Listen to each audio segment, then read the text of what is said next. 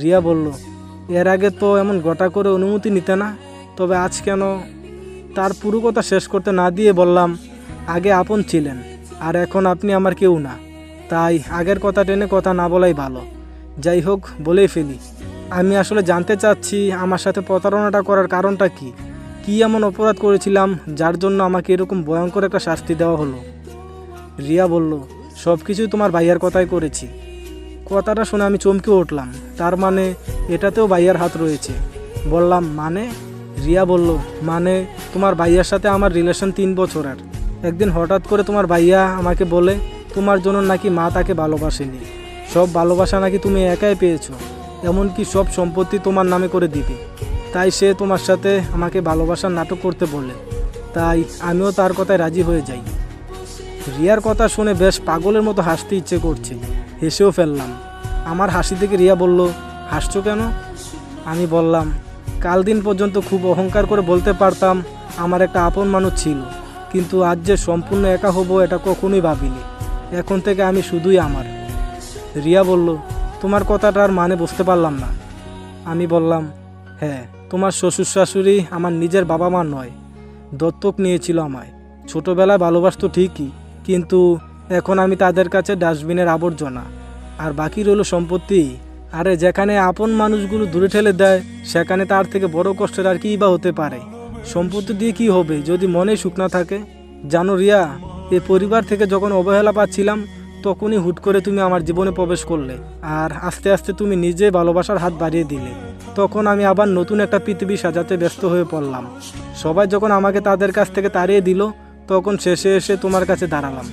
তুমি দরজাটা খুললে ঠিকই, হাতটাও বাড়িয়ে দিলে, কিন্তু শেষ মুহূর্তে এসে মুখের উপর দরজাটা বন্ধ করে দিলে। এখন আমার পৃথিবীতে কেউই রইল না।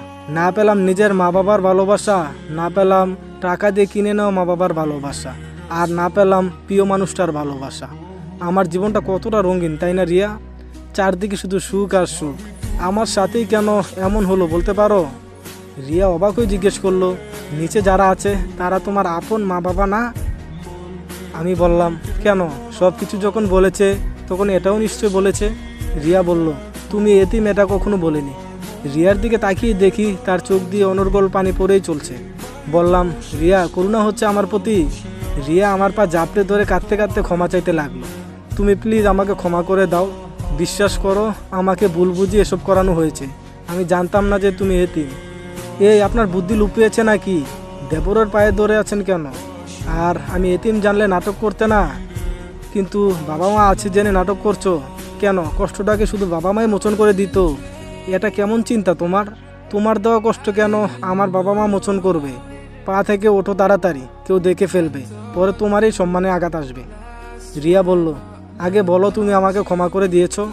আমি বললাম, কি আজীব ব্যাপার তাই না? কষ্ট দিচ্ছ নিজের ইচ্ছায়, আবার ক্ষমা করতেও বাধ্য করছো। নিয়তির কি খেলা!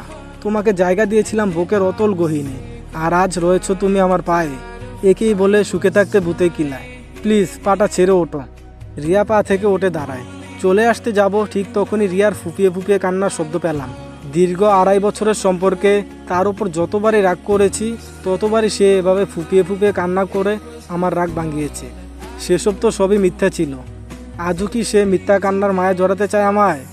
প্লিজ আমাকে মাফ করে দাও গুড্ডু, বলে আবার ফুপিয়ে ফুপিয়ে কেঁদে ওঠে মেয়েটা। রিয়া আমাকে ভালোবেসে গুড্ডু নামে ডাকতো। ওর চোখের পানি কেন জানি আমি সহ্য করতে পারি না।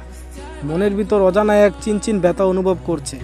হিতাহিত জ্ঞান হারিয়ে রিয়াকে জড়িয়ে ধরলাম। সে আমার